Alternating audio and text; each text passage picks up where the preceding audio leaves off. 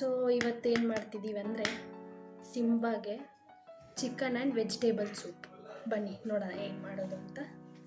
So first ಇದು ತಗೋಬೇಕು, cut ಮಾಡ್ಕೊಳ್ಳೋಣ. ನೆಕ್ಸ್ಟ್ ಕುಂಬಳಕಾಯಿ ಗಟ್ಟಿ ಗಸಿದು ಕಟ್ ಮಾಡೋಕ್ಕೆ ಆಗಲ್ಲ ನೋಡಿ ಎಷ್ಟು ಗಟ್ಟಿ.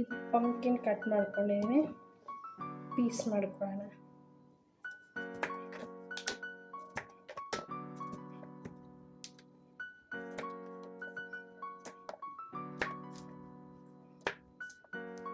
Carrot,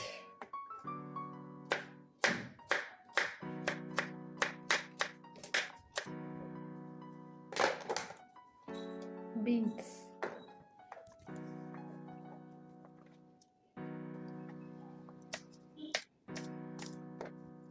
small piece, spinach cut ಮಾಡ್ಕೊಂಡಿದ್ದೀವಿ.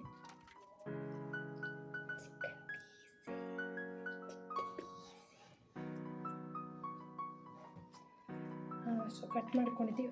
ಬನ್ನಿ ವಾಶ್ ಮಾಡೋಣ. ವಾಶ್ ಆಯಿತು, ಇದನ್ನು ಪ್ಯಾನಿಗೆ ಹಾಕೋಣ. ಬನ್ನಿ. ಚಿಕನ್ ಬಾಯ್ಲ್ ಆಗ್ತಿದೆ.